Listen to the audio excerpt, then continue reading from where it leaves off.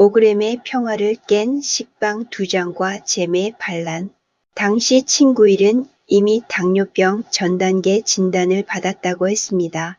그리고 그날 친구들이 정성스럽게 준비해준 분식 만찬을 함께하는 자리에서 그녀는 오래 근무하고 있던 학교에서 가르치는 일보다도 인간관계가 힘겹다고 했습니다.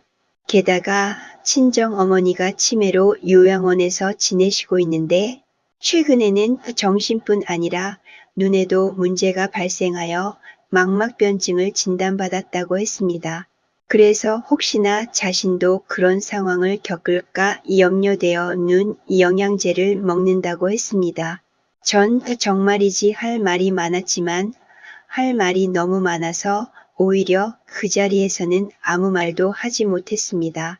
친구 어머니의 치매와 망막병변이 바로 친구가 먹었던 아침 식사, 점심에 가볍게 때웠다던 미숫가루, 그리고 우리들의 분식 만찬의 연장선상에 있다는 말을 차마 하지 못했습니다. 영양제보다 우선 아침, 점심, 그리고 그날의 저녁 식사와는 빨리 작별해야 한다는 말. 그날 제가 딸기와 청포도를 먹지 않았던 이유는 단순히 그것이 유기농으로 재배되지 않아서가 아니라 식전 과일이나 식후 과일의 문제 때문이라는 말을 하지 못했습니다. 그녀가 선택한 영양제의 오해에 관해서도 그 자리에서는 침묵했습니다. 전 이미 앞선 여러 영상에서 수차례에 걸쳐 우리 혈관의 성역에 대해 말씀드렸습니다. 다시 말씀드립니다. 여러분의 혈관의 성역은 포도당 5g 내외입니다. 지금부터 다시 우리 혈관의 평화와 그 붕괴에 대해 이야기하겠습니다. 건강한 성인의 혈류 속에는 항상 약 5g 정도의 포도당만이 존재해야 합니다. 이는 혈관 내피세포가 상처받지 않고 산화질소를 정상적으로 분비하며 혈관의 탄성을 유지할 수 있는 최적의 상태입니다. 하지만 식빵 2장과 당질 범벅인 잼이 입안으로 들어가는 순간 이 성역은 무참히 파괴됩니다. 포도당의 해일, 식빵 2장의 정제 탄수화물 당질에는 약 40g의 포도당이 들어있습니다. 여기에 잼의 과당과 포도당 약 20g은 소화효소에 의해 순식간에 분해되어 혈관으로 쏟아집니다. 정상 수치의 12배에 달하는 포도당이 혈액을 덮치는 것입니다. 혈관 내피세포의 질식, 급격히 치솟은 혈당은 혈관 내피세포에 산화 스트레스를 가합니다. 세포는 방어 기제로 염증성 사이토카인을 분비하고 끈적해진 혈액 속의 당분은 단백질과 결합하여 최종 당화산물 AGS를 만듭니다. 바로 이것이 망막의 미세혈관에 박히면 그녀가 두려워하던 시력 소실이 시작되고 전신혈관에 박히면 암세포가 침투하기 좋은 염증 통로가 됩니다. 단순하게 식빵의 당질의 문제를 알아보았으니 이번에는 빵 장사들이 알리지 않는 건강, 영양 전문가들이 밝히지 않는 식빵의 좀 더 깊은 문제점을 해부해 보도록 하겠습니다. 성심당 vs SPC 삼립에 보이지 않는 독소. 유명 베이커리인 성심당의 식빵과 편의점의 삼립 식빵은 과연 우리의 몸 안에서는 어떻게 얼마나 다를까요? 성심당 식빵이라 할지라도 수입밀을 사용하는 한 수확 직전 뿌려진 글리포세이트에서 자유로울 수 없습니다. 우리는 성심당 같은 유명 빵집의 식빵은 다를 것이라 믿습니다. 하지만 여러분, 그 프리미엄이라는 수식어 뒤에 숨겨진 차가운 진실을 보셔야 합니다. 제가 분석한 두 종류의 식빵, SPC 삼립의 양산 빵과 성심당의 일반 식빵을 정밀의학의 현미경으로 대조해 보겠습니다. 1. 밀가루, 제초제 가루의 평등한 습격. 먼저 가장 주된 원료인 밀가루입니다. 삼립이든 성심당이든 우리가 먹는 대부분의 식빵은 수입산 1등급 정제미를 사용합니다. 1등급이라는 말이 소비자들에게는 의미 없는 허상이라는 사실을 이미 이전 영상에서 말씀드렸지요. 그것은 영양이 풍부하다는 뜻이 아니라 기계가 가공하기 좋게 껍질을 몽땅 깎아내 미네랄이 전무하다는 뜻입니다. 더 무서운 것은 글리포세이트라는 제초제입니다. 수입밀은 수확 직전 바짝 말리기 위해 이 독성 물질을 들이붓는다고도 이미 말씀드렸습니다. 이 제초제가 박힌 밀가루는 장, 점막을 느슨하게 만드는 글리아딘 단백질과 결합하여 우리 몸의 성문을 열어젖히고 독소를 혈관으로 직접 통과시킵니다. 이 지점에서는 어떤 브랜드의 빵도 안전지대가 아닙니다. 2. 당류, 설탕보다 무서운 암세포의 비료. 두 번째는 당류입니다. 일반 식빵에도 GMO 원료에서 유래된 정제 설탕이 듬뿍 들어가지만 양산 빵인 삼립의 경우 원가를 낮추기 위해 이 설탕보다도 위험한 말토덱스트린과 액상과당을 추가합니다. 특히 이 말토덱스트린이라는 녀석을 기억하십시오. 원래 공업용 접착제로 쓰이던 이 물질은 설탕보다 혈당을 더 미친 듯이 올립니다. 혈당 지수 110을 상회하는 이 물질이 친구의 입에 닿는 순간 췌장은 비명을 지르며 인슐린을 뿜어냈고 그 인슐린은 잠자고 있던 암세포에 싹에 단물을 부어주는 역할을 맡습니다. 3. 유지, 혈관을 녹슬게 하는 가짜 기름. 세 번째는 빵을 부드럽게 만드는 유지입니다. 기름은 열이 가해질 때, 가공될 때 모두 위험물질로 변할 가능성이 높아집니다. 이에 관한 이야기는 별도의 장에서 더욱 자세하게 설명드리겠습니다. 삼립은 팜유로 만든 가공유지와 쇼트닝을, 성심당 같은 곳은 가공버터나 마가린을 섞어 씁니다. 이 기름들은 우리 혈관 내피세포에 만성 염증을 일으키는 주범입니다. 진정한 빵, 발효식품으로서의 빵이 아닌 이름만 식빵이라고 붙인 질소비료 과다 투척으로 단백질이 변성되고 글리포세이트에 찌든 숙성 이스트로 숙성 과정 없이 만들어진 공장빵, 단과자빵 한 조각을 먹는 것은 혈관 속에 식지 않는 끈적한 기름을 붓는 것과 같습니다. 이 염증은 수년이라는 시간 동안 여성의 유방 조직을 암세포가 자라기 가장 좋은 기름진 땅으로 만듭니다. 다음은 첨가물, 장내 미생물의 홀로코스트. 마지막으로 첨가물입니다. 유화제, 산도 조절제, 화학 계량제. 이들은 공장 기계가 빵을 예쁘고 빵빵하게 찍어내기 위해 반드시 필요합니다. 하지만 이 화학물질들은 우리 면역의 70%를 담당하는 장내 미생물 생태계를 몰살합니다.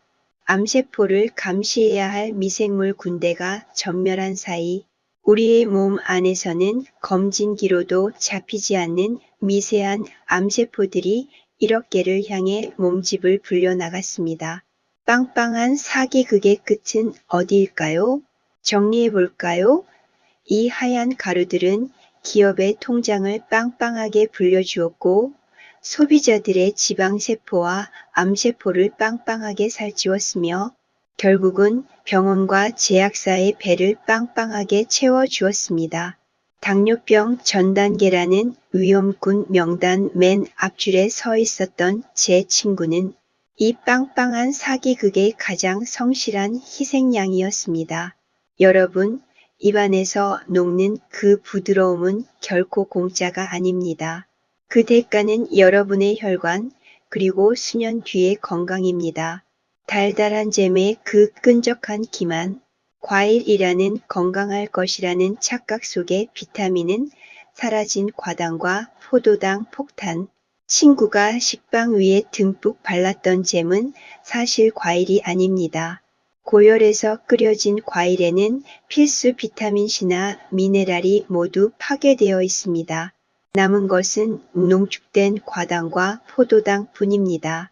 포도당과 달리 과당은 오직 간에서만 대사됩니다. 잼의 과당은 간을 즉각적으로 비알코올성 지방간 상태로 만들며 이는 전신 염증 지수를 높여 암세포의 전이를 돕는 환경을 조성합니다. 암 유발의 생리학적 메커니즘을 설명하는 기전 중 밝혀진 것 중 하나가 바로 인슐린과 IGF-1과의 관련성입니다. 식빵 2장이 입안에서 씹히는 순간부터 여성의 유방에서는 암세포가 기지개를 켭니다. 고인슐린 혈증이 되면 폭발적인 혈당을 낮추기 위해 췌장은 인슐린을 비정상적으로 과다 분비합니다. 높은 인슐린 상태는 간에서 인슐린 유사 성장인자인 IGF-1을 활성화합니다. 유방암 세포는 이 IGF-1 수용체가 매우 많아 이를 먹고 급격히 증식합니다. 정제 밀가루와 잼에는 세포를 복구할 필수 아미노산 단백질이나 미네랄이 전혀 없습니다. 몸은 에너지 원료는 넘치지만 세포는 굶주리는 영양 결핍 상태가 되어 면역 체계가 암세포를 감시하는 능력을 상실하게 됩니다. 내 몸 안의 반란군 암세포는 어떻게 태어날까요? 우리는 암을 무서운 외부의 적이라고 생각하지만 사실 암세포는 한때 우리 몸을 위해 열심히 일하던 나의 세포였습니다. 그런데 우리가 섭취한 오염된 식품과 위험한 식단이 세포의 환경을 오염시키면서 세포는 생존을 위해 기괴한 변신을 선택하게 됩니다. 암세포의 정체는 바로 생존을 위해 폭주를 선택한 세포입니다. 우리 몸의 세포는 산소를 이용해 에너지를 만들고 때가 되면 스스로 죽어 국가 신체의 질서를 유지합니다. 하지만 암세포는 이 질서를 거부합니다. 미토콘드리아의 고장 바르부르크 효과. 노벨상 수상자 오토 바르부르크 박사가 밝혀냈듯 암세포의 가장 큰 특징은 산소를 태워 에너지를 만드는 깨끗한 공장이 고장 났다는 것입니다. 대신 암세포는 당분, 포도당을 직접 발효시켜 에너지를 얻는 원시적인 방식을 택합니다. 불멸의 괴물의 탄생이 바로 암세포입니다.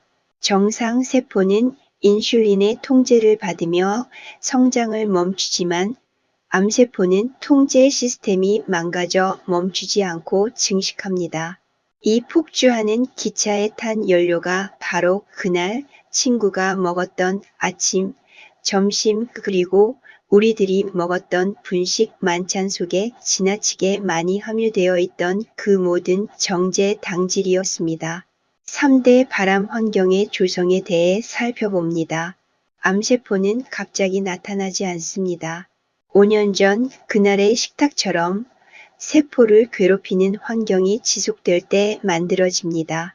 첫 번째, 활성산소와 독소로 인한 유전자의 상처가 문제의 씨앗으로 작용합니다. 식빵 속의 글리포세이트와 라면의 첨가물, 그리고 생수 속의 나노플라스틱은 세포핵 속의 설계도, DNA를 끊임없이 공격합니다. 설계도가 찢어지니 세포는 불량품, 암세포로 변하기 시작합니다. 두 번째, 장누수와 글루텐으로 인한 만성 염증. 수입밀의 변형 단백질인 글리아딘은 장벽에 구멍을 냅니다. 이 틈으로 들어온 독소들이 혈관을 타고 돌며 온몸을 만성 염증 상태로 만듭니다. 암세포는 이 염증의 안개 속에서 면역세포의 눈을 피해 몸집을 불립니다. 세 번째, 고인슐린 혈증으로 인한 호르몬의 배신. 당뇨병 전 단계였던 친구의 몸은 이미 인슐린 수치가 높았습니다.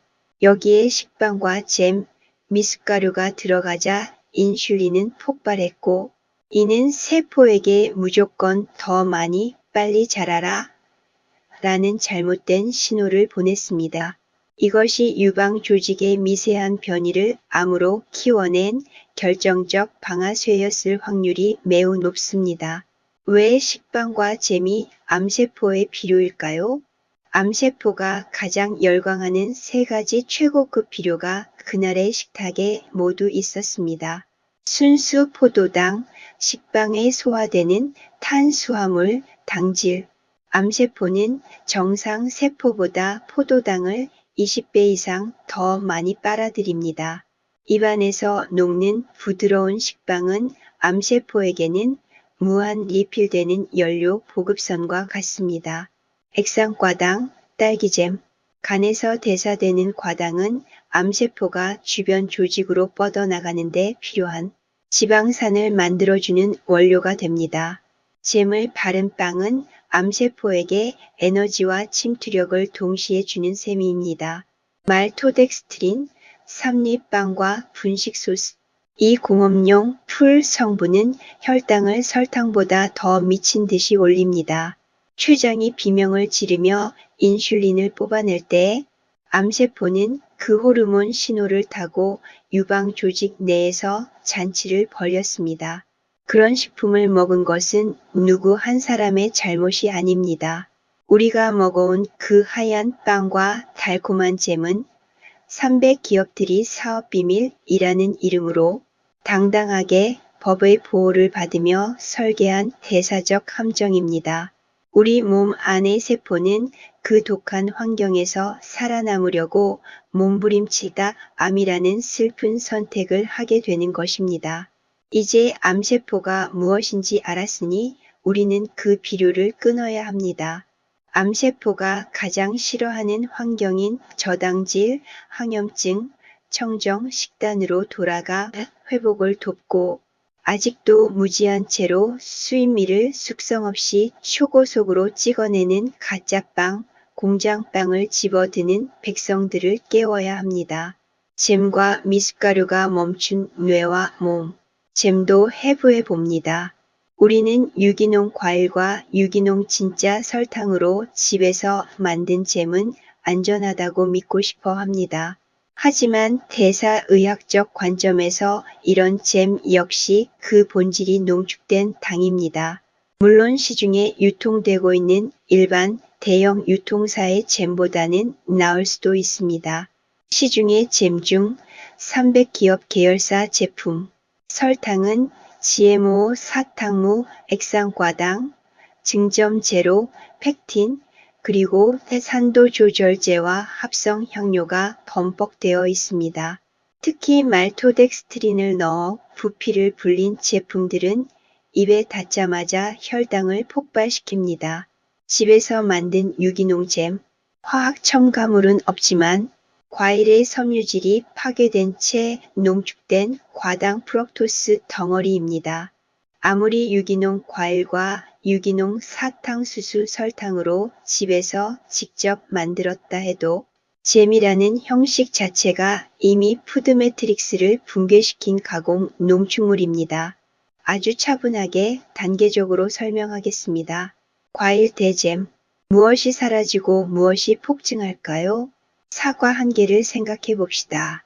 사과를 그대로 먹으면 포도당과 과당, 팩틴, 용해성 섬유, 세포벽, 폴리페놀, 유기산, 물, 이 모두가 서로 얽힌 상태 즉 매트릭스로 들어옵니다. 이 구조가 하는 일은 당 흡수를 늦추고 장에서 미생물 먹이가 되며 간으로 들어가는 속도를 제어합니다. 즉 사과는 당이 들어있는 생물 조직입니다. 잼을 만드는 순간 무슨 일이 일어날까요? 과일을 가열하면 세포벽이 붕괴되고 팩틴 구조는 파괴됩니다. 수분 증발로 당의 농도가 급상승합니다. 설탕 추가로 아무리 유기농 진짜 사탕무라고 해도 과일의 당보다 더 많은 자유당이 유입됩니다. 질화가 되면 장에서 바로 흡수 가능한 형태의 당 용액이 완성되는 것입니다. 이 결과 섬유 속에 묶인 당에서 자유당 시럽으로 변한 식품.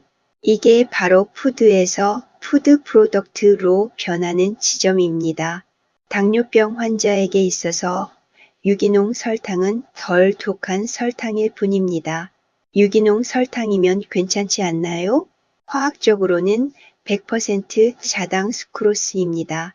자당은 포도당 1대 과당 1의 결합체이고 소화관에서 즉시 분해되어 혈당과 인슐린을 동시에 폭발시킵니다.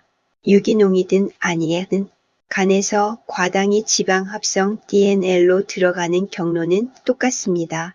즉, 유기농 설탕은 농약이 없는 대사폭탄입니다. 잼의 진짜 문제는 설탕이 아니라 형태입니다. 잼이 위험한 이유는 단순히 설탕이 많아서가 아닙니다. 잼은 씹지 않아도 되고 섬유 구조가 없으며 위 배출 속도가 빠르고 소장에서 바로 흡수됩니다. 이것은 생리적으로 콜라나 시럽과 거의 동일한 혈당 동역학을 가집니다. 그래서 당뇨병 환자에게 토스트에 잼 조금은 콜라 반 컵과 같은 대사 효과를 냅니다. 잼은 자연식이 아니라 전근대적 설탕 농축 기술입니다.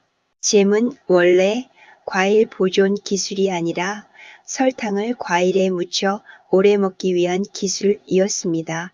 19세기 유럽에서 잼이 폭발적으로 늘어난 이유는 냉장고 때문이 아니라 식민지 설탕 과잉 때문입니다. 잼은 역사적으로도 과일을 이용한 설탕 유통 방식이었습니다. 잼의 결론은 이렇습니다. 유기농 과일과 유기농 진짜 사탕무 설탕으로 잼을 만들어도 이것은 역시 푸드산업과 가공의 결정체입니다. 이것이 잼이 영양생리학, 대사과학, 식품사, 미생물학적 결론으로 적합한 설명입니다.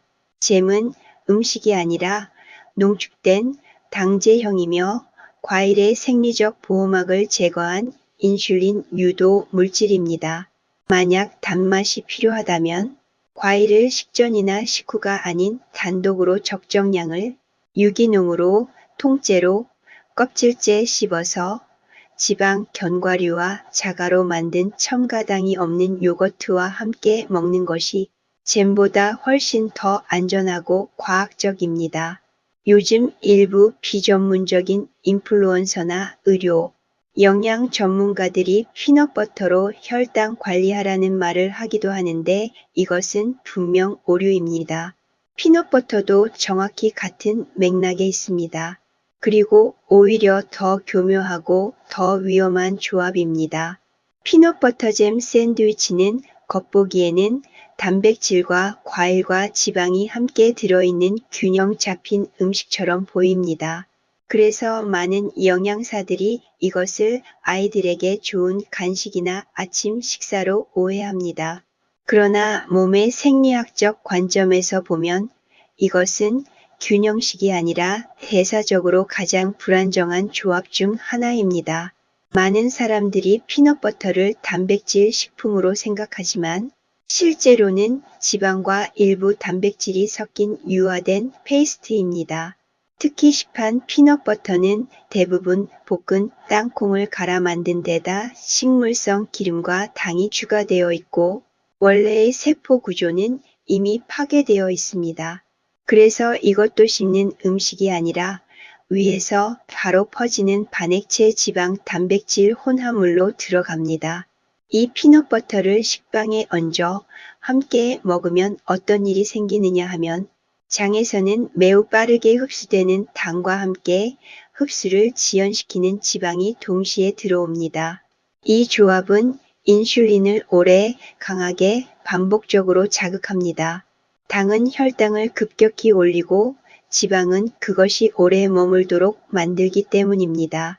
이것은 마치 혈당을 위에서 눌러놓고 계속 자극하는 것과 같습니다. 여기에 빵이 더해지면 상황은 더 나빠집니다. 빵은 대부분 이미 분쇄되고 구운 전분 구조이기 때문에 씹어도 몸에는 빠르게 풀리는 포도당으로 들어옵니다. 그래서 피넛버터 샌드위치는 실제로는 고당 시럽에 지방을 섞어 장시간 혈당을 자극하는 제형이 됩니다. 그래서 이 음식은 배를 든든하게 만드는 것처럼 느껴지지만 실제로는 인슐린과 간 대사를 혹사시키고 몇 시간 뒤 다시 강한 허기를 부립니다. 이것이 바로 피넛버터 잼을 먹은 아이들이 금방 다시 배고프다고 느끼고 집중력이 떨어지고 간식을 찾게 되는 생리적 이유입니다. 결국 피넛버터는 콩을 먹는 것이 아니라 당과 유화지방을 동시에 주입하는 가공 제형을 먹는 것입니다. 그래서 이것은 자연식이 아니라 매우 정교하게 설계된 현대식 가공 간식의 전형입니다. 사람들이 피넛버터를 바르면 혈당이 덜 오른다는 측정값을 보고 그것을 건강하다로 오해하는 이유를 생리학적으로 풀어서 설명하겠습니다. 빵만 먹으면 전분이 빠르게 포도당으로 바뀌어 혈액 속으로 들어옵니다. 그래서 혈당계에는 짧은 시간 안에 큰 상승 곡선이 찍힙니다. 이 장면만 보면 누구나 이건 혈당에 나쁘다고 느낍니다. 그래서 여기에 피넛버터를 바르면 어떻게 되느냐를 실험해 봅니다. 피넛버터를 바르면 혈당 상승 곡선이 완만해집니다. 숫자만 보면 분명히 좋아 보입니다. 이때 사람들은 지방과 단백질이 혈당을 안정시킨다고 결론을 내립니다. 그러나 실제로 몸 안에서는 전혀 다른 일이 벌어집니다. 피넛버터의 지방은 위 배출 속도를 늦춥니다. 그래서 빵에서 나온 포도당이 한꺼번에 들어오지 않고 조금씩 오래 들어옵니다. 혈당계에서는 이것이 덜 오른 것처럼 보이지만 췌장 입장에서는 인슐린을 더 오래, 더 지속적으로 분비해야 하는 상황이 됩니다. 즉 혈당 곡선은 낮아졌지만 인슐린 노출 시간은 오히려 늘어난 것입니다. 몸의 노화와 당뇨를 만드는 것은 단지 혈당의 최고점이 아니라 인슐린에 얼마나 오래 노출되느냐입니다. 피넛버터를 바른 빵은 혈당을 천천히 올리는 대신 인슐린을 오랫동안 분비시키는 식사가 됩니다. 이것은 췌장을 쉬게 하는 것이 아니라 더 오래 일하게 만드는 방식입니다. 여기에 또 하나의 문제가 있습니다.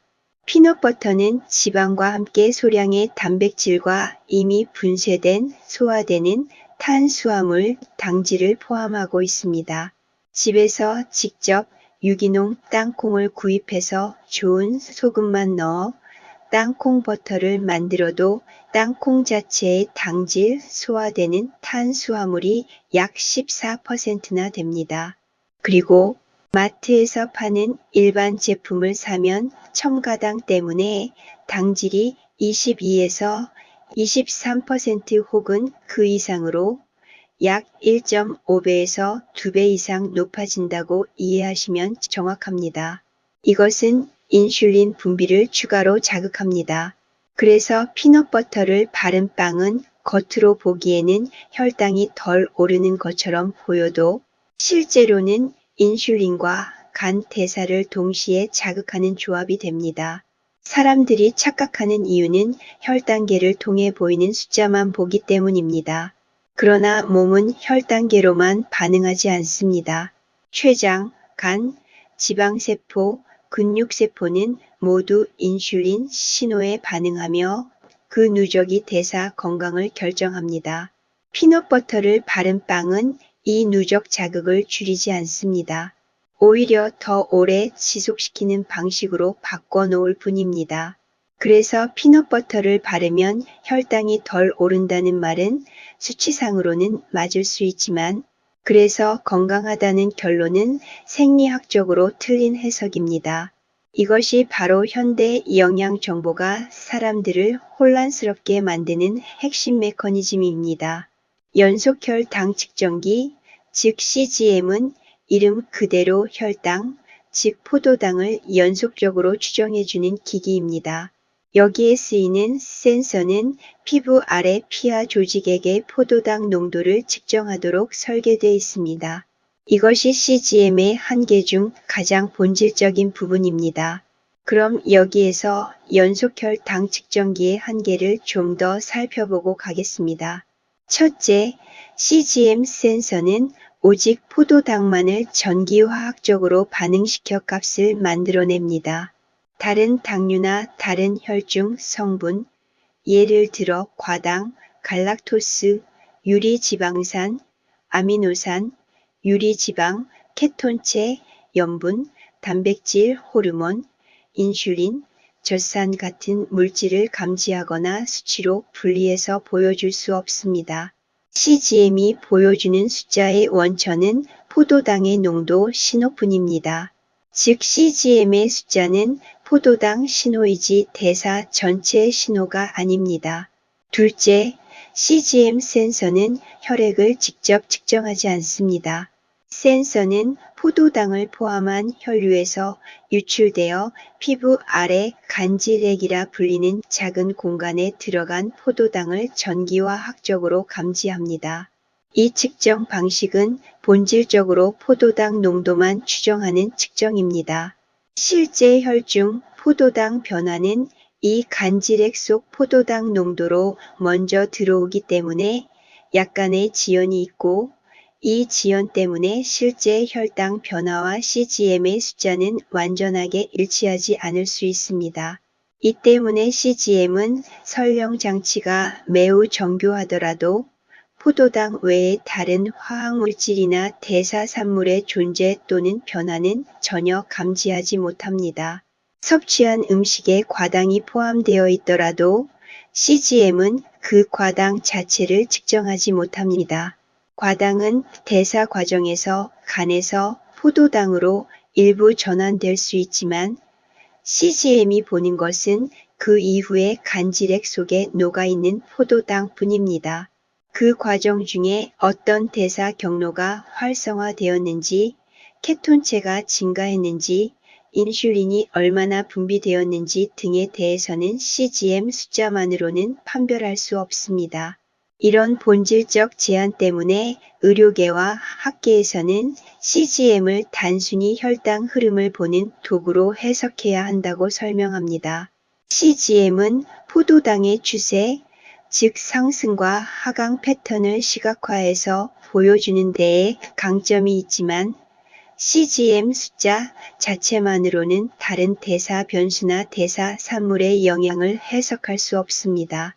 즉 CGM은 혈중 포도당이 높아졌는지 낮아졌는지를 알려주는 센서이지 혈중 과당, 지방산, 케톤, 아미노산, 인슐린, 스트레스 호르몬 같은 다른 생화학적 요소들을 동시 측정하거나 디텍트하는 도구는 아닙니다.